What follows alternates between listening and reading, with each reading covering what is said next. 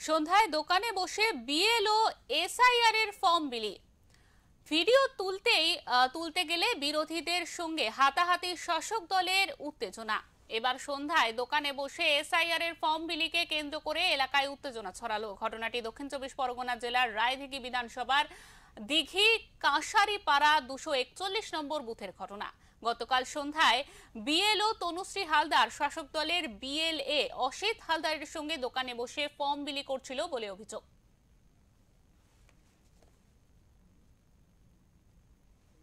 বাড়ি হচ্ছে একটু দূরে, আমার বাড়ির ওই পাশ সাথে ও ফর্ম নিতে গিয়েছিল, আমাকে ফোন করে। আমি বলেছি যে মা, আমি এই মুহূর্তে বাড়ি নেই, আমি সন্ধ্যার সময় ওখানে যাব, গেলে আমি তোমার কাছ থেকে ফর্মটা নিয়ে নেব।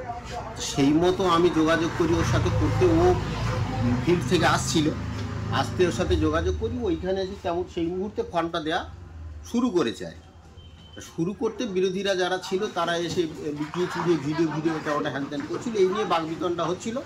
পরবর্তী সময় আমি বিএলওকে বলি যে ওসব ঝামেলায় গিয়ে যাওয়ার দরকার নেই, তুমি তোমার ফর্ম নিয়ে বাড়ি যাও, যথাসময়ে ফর্ম আমি কালেক্ট করে নেব।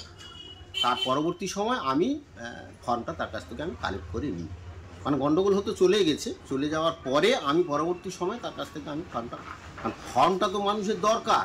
আর তাছাড়া এই ফর্ম নিয়ে কিছু তো করার কোনো জায়গা নেই, কারণ আমি তো ফর্ম, প্রত্যেকের নাম আছে, মানুষের সহযোগিতা, মানুষের জন্য আইন কার জন্য? মানুষের জন্য আইন। তাহলে আইন যদি আমি মানুষের কাজে লাগানোর চেষ্টা করি, তাহলে মানুষের কাজে ব্যবহার করছি আমরা, তাহলে অসুবিধাটা কোথায়? যার বিরুদ্ধে অভিযোগ সেই অসিত কাঁসারি জানিয়েছেন, কিছু ফর্ম কয়েকজন ব্যক্তির বাড়ি দিতে গিয়ে তাদের দেখা পায়নি, রাস্তায় দেখা হতে সেখানেই তাদের ফর্ম দিচ্ছিল। তখনই কথা জানতে পেরে বিএলও তনুশ্রী হালদার এই নিয়ে শাসক এবং শাসক বিরোধী তর্জাতুঙ্গে।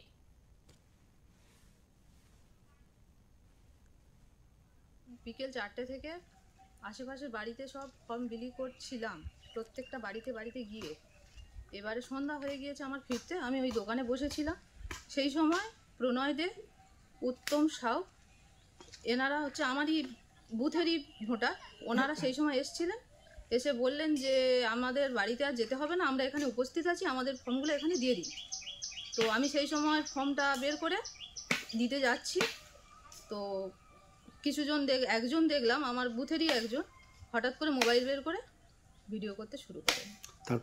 তারপরে আরেকজন এলেন, ওনাদেরই জানি না কি পার্টি সম্পর্কে, তো রাজনীতির কে কি আমি জানি না, তিনি এসে বললেন যে এটা তো আপনার ক্রাইটেরিয়া নয় যে আপনি দোকানে বসে ফর্ম বিলি করবেন।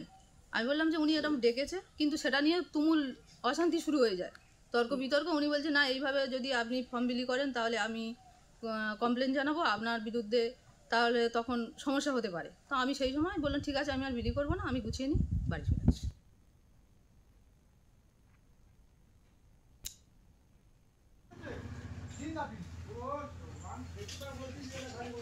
2002 সালে যে এসআইআর হয়েছিল সেখানে কয়েক বছর লেগে গিয়েছিল একটা এসআইআর কমপ্লিট করতে, কিন্তু বর্তমান যে নির্বাচন কমিশন তারা এত তড়িঘড়ি কেন আমরা জানি না, এবং আমরা বুঝতেই পারছি না যে 2 মাসের ভিতরে কিভাবে করবে।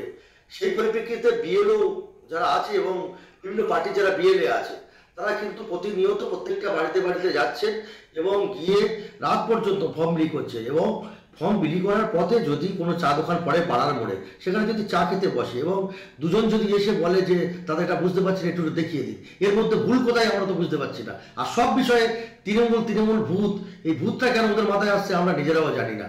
আমরা এটা জানি যে বিজেপি ভয় পেয়েছে, তাই ওরা তৃণমূলের যোগ করতে চাইছে, কিন্তু মনে রাখতে হবে নির্বাচন কমিশন কিন্তু বিজেপির হয়েই কাজ করছে, আমরা সবাই জানি।